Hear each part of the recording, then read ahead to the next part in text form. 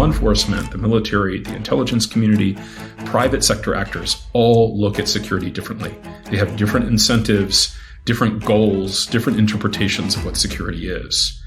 And part of what's made regulating security so difficult is that these goals are sometimes in deep conflict.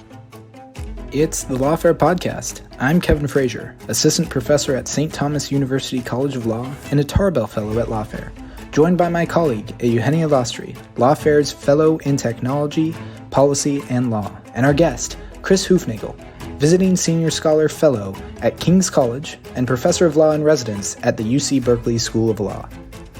This is a rich field that involves so many different issues, from standards to forensics to international relations. So part of what we're doing is getting the student to slow down and to appreciate just how big the picture is. Today we're talking about Cybersecurity in Context, a new textbook co-authored by Chris and Golden Richard. The book explores the theory, history, and future of cybersecurity.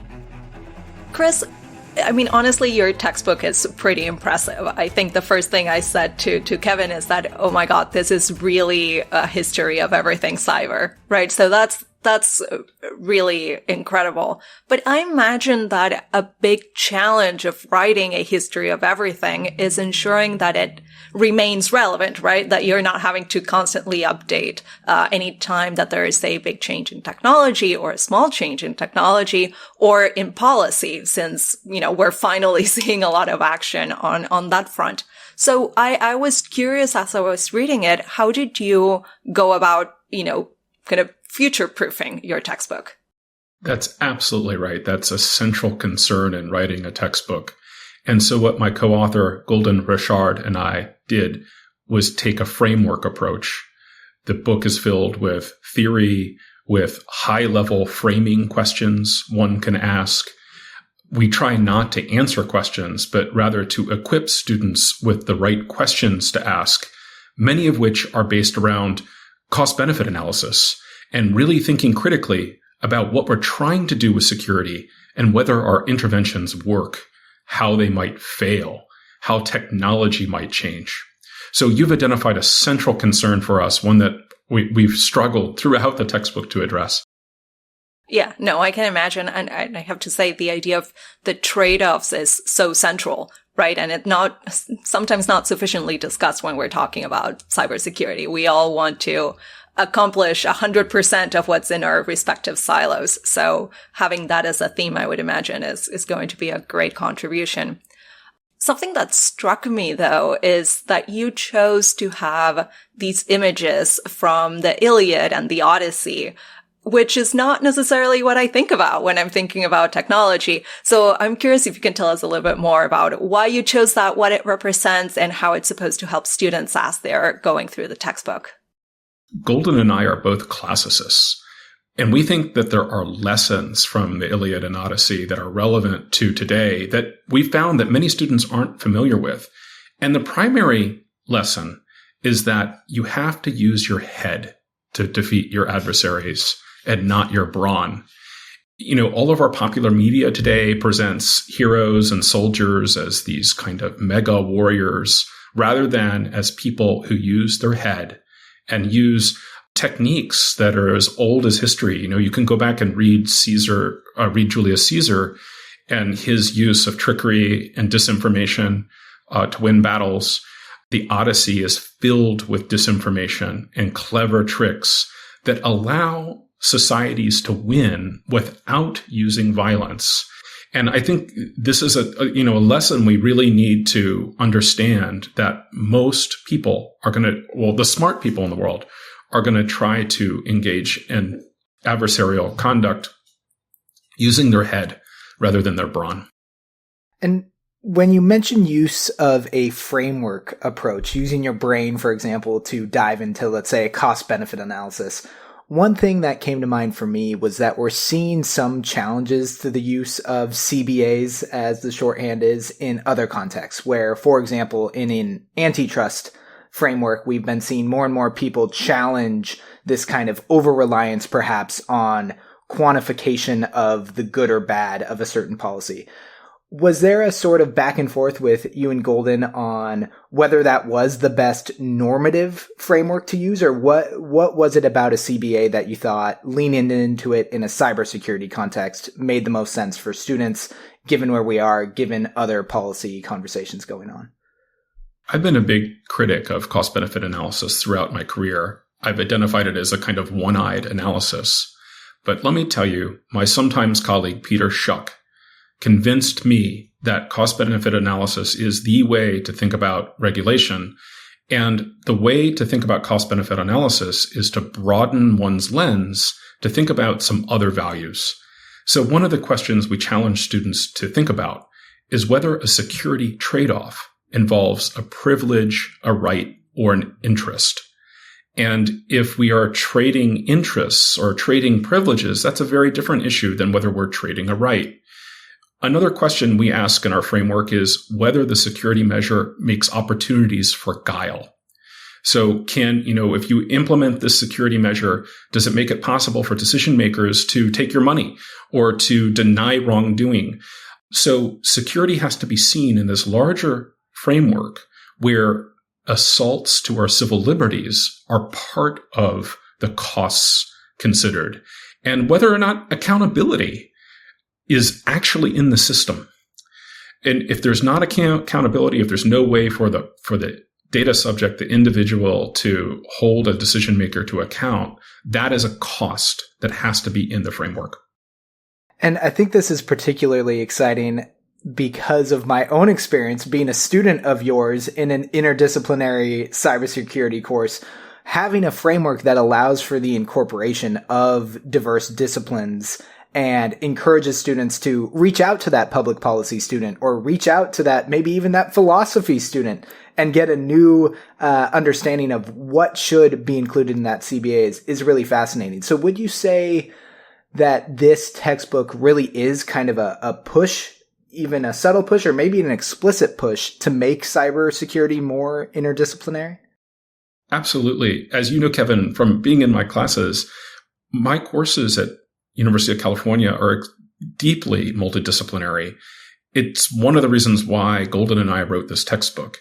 We struggle to teach our respective students important cyber literature from other disciplines. The classic example is trying to teach law students Thomas Ridd's Cyber War Will Not Take Place. And that's an amazing article, and it has some subtleties and disciplinary assumptions that are just outside law students' toolboxes.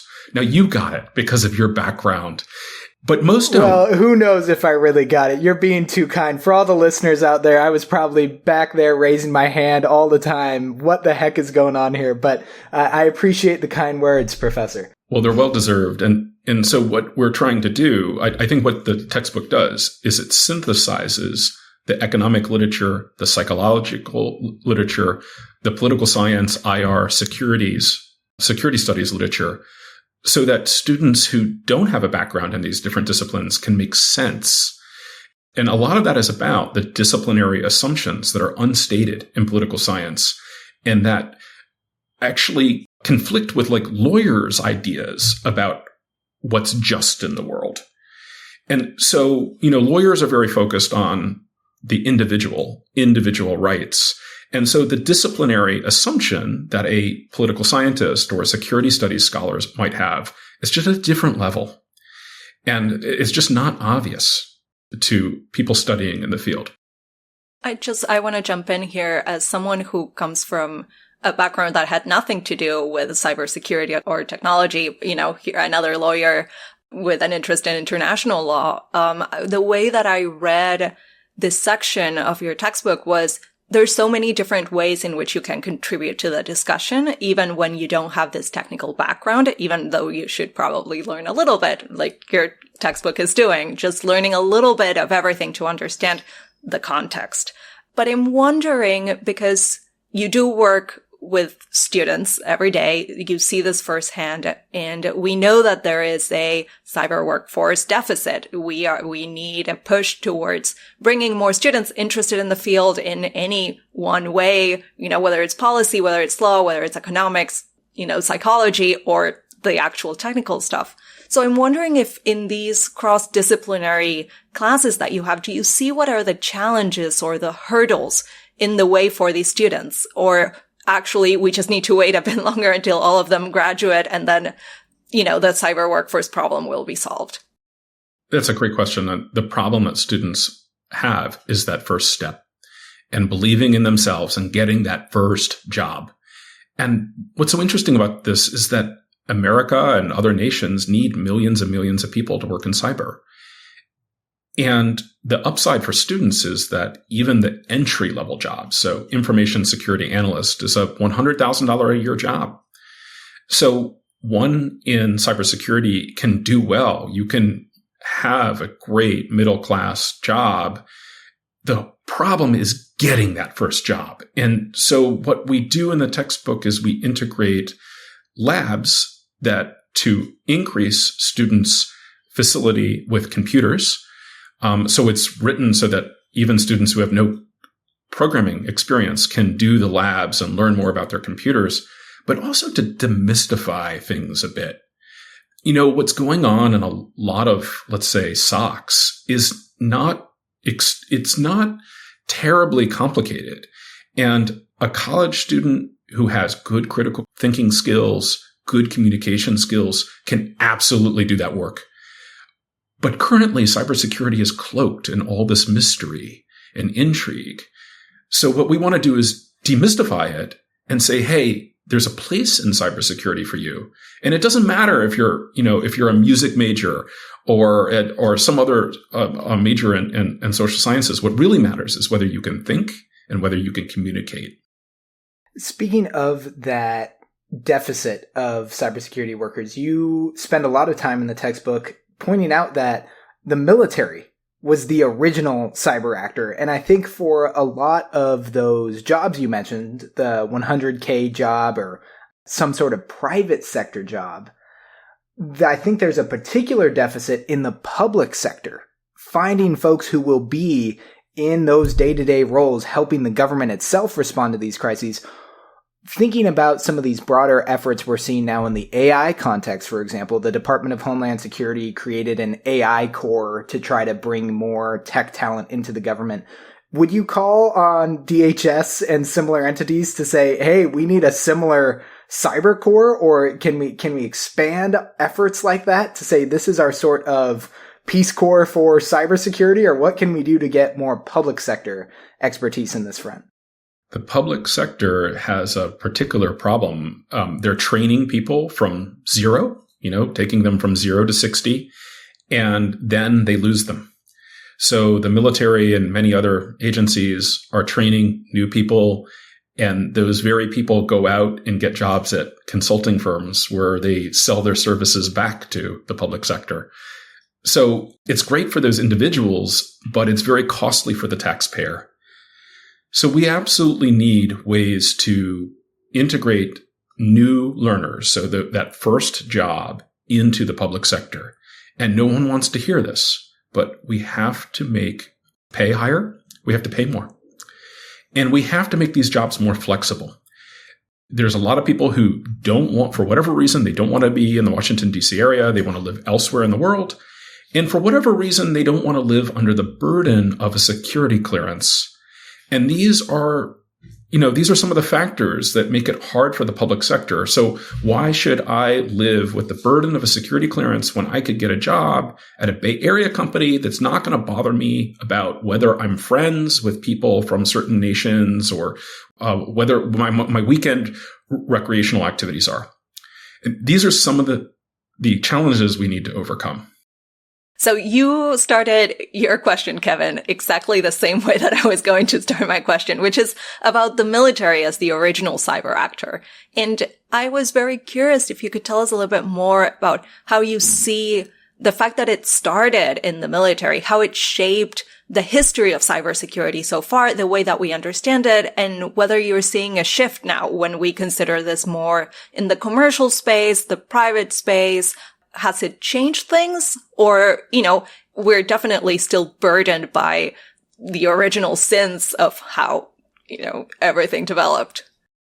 It might be teaching at Berkeley that shades my lens on this. But my experience in academia is that many in the professorate are dismissive of the military. They don't understand how complex it is. They don't understand how big and how awesome and how thoughtful people are in the military. And I really got fully into focus in this in studying Willis Ware's archive at the University of Minnesota. Willis Ware did all sorts of consulting and study for the military, and some of his reports are now declassified.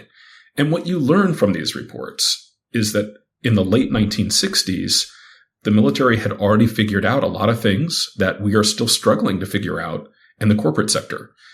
Prime example is security by design.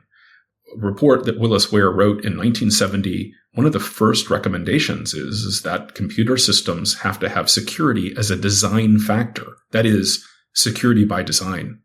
In the 1970s, the military was doing red teaming. They called it tiger teaming. They also figured out that multi-tenant environments are inherently insecure. They figured out all these things that we seem to forget and relearn in the 2000s and 2010s.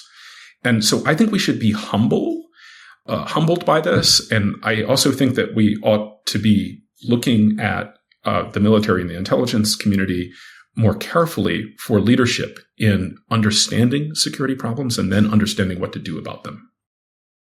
And I know Eugenio is going to have a lot to say. I do want to make one plug just generally while we're talking about military opportunities. As someone who was 2 weeks away from boot camp joining the Air Force JAG, but then was medically disqualified. That's a whole nother podcast. But for all those law students listening right now, look at JAG programs. If you want to get involved on any of these issues and get real meaningful experience right out of law school, call a recruiter. It'll be worth it, and you'll see some really interesting opportunities. And then send me an email, and we'll talk further. But with that, Eugenio, please. That's great. Thank you, Kevin. There's so many threads in what you just said that I want to pull. So, okay, let's start with the first one. You mentioned security by design, and you may know, or listeners may know, that we at Lawfare have this ongoing project looking into security by design, kind of the incentives and disincentives for it. You have an entire section addressing this, and I do appreciate the plug that, yes, we've known, what are some of the technical solutions to this problem for a very long time. We compile this attempted literature review looking at all the different ways in which different actors have been thinking about security by design. And it just becomes very surprising why these things are just not, basic, why they're not, in every single product. And I do appreciate the Biden-Harris administration's push for security by design. I think that's great. But basically, the way that you talk about it, it's a very common way to talk about it, is about the incentive to be the first to market and how that detracts from security. It creates, it makes sense. Security creates friction. It means revisiting, means having to do things again. And if you're not the first to market, you're probably going to lose the race. So if security is not required for minimum viability of the product, do you think this is exclusively an economic problem? Or these other categories that we've been talking about, the technical side, the people side, the psychological side, do those influence it? Maybe they don't influence it just as much as the economics of the market. How do you see that now that you've done all this work? How do you see that affecting security by design? Let me just start with some humility. I'm a startup lawyer. I'm basically a corporate lawyer now, and my understanding of cybersecurity comes from my lens.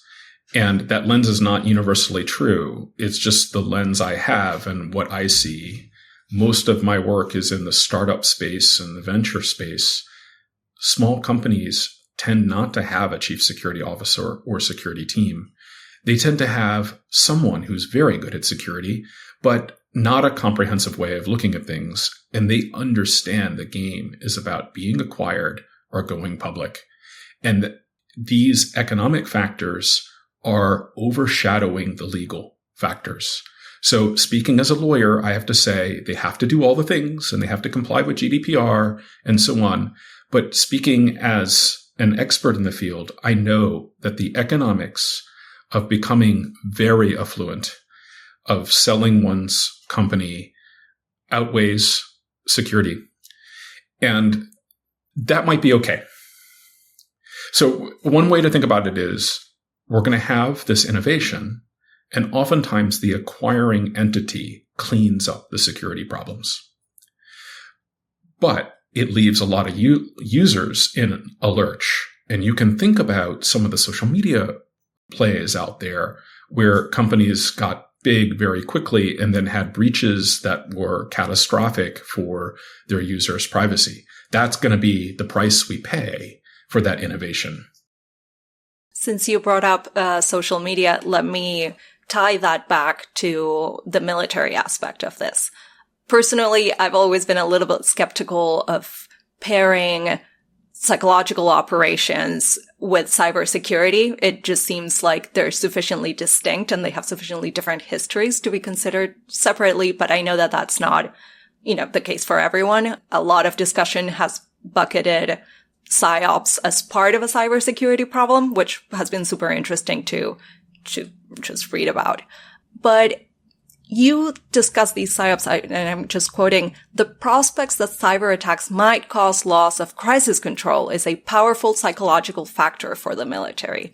So are you understanding psychological operations as in you may be convinced that your cybersecurity defenses are not good enough? Or is this, just psychological operations by themselves are going to have this demoralizing effect on the military? So the latter. And I think you're absolutely right. I think your framing is absolutely right. I would draw a line. One is about electronic warfare, which is separate, but then overlaps with cyber. Another is psychological operations that do not need to be in the internet at all. They could be entirely in person and so on, which again overlaps with cyber. So I think what's powerful about cyber operations, however, is this psychological effect that an adversary's systems might just not be functioning, and it might be because of the incompetence of the adversary. A great example is Olympic Games, Stuxnet with the centrifuges. That attack seemed to create a powerful effect on the adversary. And I think all adversaries to powerful nations have to think about whether their systems are malfunctioning because a powerful cyber actor like China or the United States is inside them. And so I think there's going to be this fundamental concern about control in systems going forward. So bringing up some adversaries now, I think that moves us nicely into a kind of realpolitik conversation. I think there are very few cybersecurity professionals and scholars who would say they are satisfied with cybersecurity regulation as it stands right now. We have more or less a 50-state framework for privacy and a lot of cybersecurity measures. And yet you and your co-author point out that internet policy disputes, to use the words of David Clark, are often better defined as tussles. And I loved this phrasing of tussles. And you all say that you refer to them as tussles because they're perhaps harder fought than other policy debates. And so I wonder if you think that we need something else to help students not only take these frameworks, but then learn how to apply them in a kind of realpolitik setting. Because we've seen on the Hill in these state legislative sessions, it's really difficult to pass meaningful cybersecurity protections and new bills. So what's your response to how we kind of take these great ideas and get them implemented in practice on the Hill or in Sacramento or pick your capital? I think the most powerful argument we can possibly make is sourced in the security as a science literature. If one can show that their approaches actually make people's lives better, systems more secure, more resilient, I think that's the way to go. And so I'll just throw a curveball. I'm not sure at all that security breach notification helps anymore. And I think it's something that we ought to rethink. I also think that lawyers have made giving notification the terminal goal of security breach rather than security. I mean, the whole point of security breach notification is to create incentives for security. So I think there ought to be a rethink around those measures. The realpolitik issue, the way we address the realpolitik is to talk about cybersecurity through different actors' lenses and to explain that law enforcement, the military, the intelligence community, private sector actors all look at security differently. They have different incentives, different goals, different interpretations of what security is. And part of what's made regulating security so difficult is that these goals are sometimes in deep conflict. And I think what's particularly important about the textbook as well is that you all push students to think creatively about policy solutions. As you just pointed out, lawyers tend to be, sorry to the rest of the legal profession, fairly path dependent, right? If we can squeeze something into an individual due process mindset, or say we can check a box and just persist with this outdated notification law, even if we know no consumers respond to it, we're like, you know what? That's all in a good day's work for a lawyer. Let's just keep on with the status quo. It's good to be self-aware. Yes. So would you say, Chris, that inspiring that sort of policy creativity is one of the goals of the textbook? Golden Richard and I want to broaden what people consider to be cybersecurity. So many people out there think it's incident response, it's security breach. No, this is a rich field that involves so many different issues, from standards to forensics to international relations. So part of what we're doing is getting the student to slow down and to appreciate just how big the picture is. But then once one sees how big the picture is, you realize that cybersecurity might become a form of universal regulation and kind of an excuse to regulate everything under the sun. So we have to both see the big picture, but also be able to decompose its elements into pieces that make sense and that are regulable. And I think, too, you all stress accountability, which is an underappreciated part of any regulatory regime, which is if bad actors can just continue to engage in bad behavior, or let's not even say bad actors, just accidental actors who engage in a practice they didn't intend to, without accountability, nothing really changes. Would you identify that as one of the current biggest flaws with our approach to cybersecurity? So accountability is basically not present in some areas of cybersecurity. And a great example is cybercrime, which is a area where people can make lots of money, and more or less, they're unlikely to ever receive any type of investigation or accountability. And then when we pan out a bit and say, okay, well, we can point our fingers at cybercriminals all we want, I think we also need to think broadly about entities like critical infrastructure providers, where the accountability really has to be around resilience. For instance, I don't think users are like, as a user of my electrical utility, I don't really care about their security. What I care about is whether their electricity is on. And so marketplace incentives are really important. And where you have monopoly and where you have no choice, you might not have resilience and accountability. And so let me give a recent example.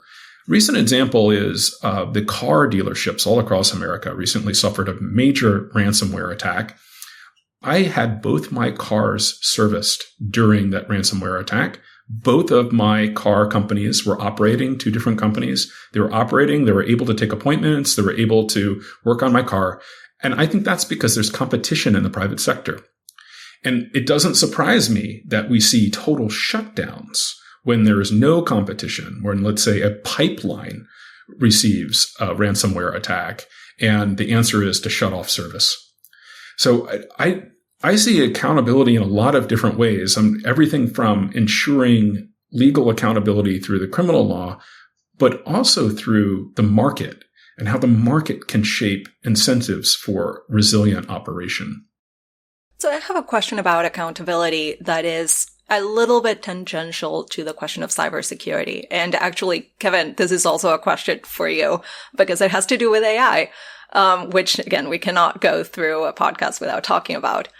But, When we think about the accountability of machine learning, of artificial intelligence solutions that are being deployed, and the problem of this, black box decision making, how are you thinking about accountability in that context? Where should that lay? Should it be in the process? And maybe this is my lawyer brain thinking, well, we should have a process in order to, respond to this and make sure that there's accountability. Is it in the technical side? Is it on whoever is deploying it? Is it on the human in the loop? How should we be thinking about it? Because there's so many important decisions that affect many individuals that are just being decided through who knows what process. I can jump in there a little bit and just say I think that this is one of the biggest issues with the use of AI, especially in a defensive context or an offensive context, whether it's a military actor or just a private actor, deploying these solutions where you're not quite sure who's responsible for what. And this was just amplified by the podcast I did with Ashley Deeks and Mark Klamberg a few weeks back, where we're going to see AI systems interacting with one another. And when we get to that point, I don't know what you call black box squared. Maybe you just call it a black hole. I'm not sure if I did just coin a new phrase, TM. But I think that that's a really scary possibility that we have to reckon with if we're going to ensure this notion of accountability. So my answer is a non-answer, which is to say, I don't know how we hold folks accountable. Such a lawyer. And I'm so skeptical. And I'd actually love your take on this, Chris, given your attention to psychology as well. I'm very skeptical of human in the loop requirements satisfying a lot of these accountability concerns, because we've seen things like automation bias, which is just, if you are engaging with an AI, it tells you to do X. What are you going to do? X. It tells you to do Y. What are you going to do? Y. It's not rocket science. It's just human nature, and that's fine. But I don't think we should ignore how our brains work, how our society works, how our organizations work when we think about those accountability decisions. So that's my 1 cent of Kevin wisdom. I think it makes sense to look at historical examples, and the best historic example is the Fair Credit Reporting Act, which absolutely regulates AI. Credit grantors have been using machine learning in the form of multiple logistic regression for decades now. And your credit score is based on a somewhat secret, it's kind of a half secret set of factors that are based on regression analysis. And the way we deal with that is we give individuals the ability to challenge the ultimate decision. They're not allowed to look in the black box. We kind of know what's in the black box. It's things like payment history and so on. Now, automation bias is definitely present in credit granting now. If you go to your local phone store and try to buy a new iPhone, and the credit score comes back, it's not even going to give a number. It's going to give a thumbs up or a thumbs down. And that salesperson has no choice. Yes, you get the phone, or no, you don't. And that's it. And so that's an example where we've totally locked into the automation of the system. We've totally taken away the authority of people to challenge it. Now the customer can go and say, I want to be reassessed, or the information that my decision was based upon was inaccurate, and get it redone. But I think there's a tremendous amount of academic study that can be done on credit reporting and the effects of this automation and automated analysis. I think it's also important, and what I see lacking in the field is a paying attention to the compared to what. So you might not like credit reporting, but let me tell you, there was something before credit reporting that was worse. And it involved, sitting down in an office and convincing a person that you could pay your bills without data. So as bad as the machine learning approach is, it might be better than the alternative. And that kind of compared to what analysis is missing in a lot of the critique of machine learning out there.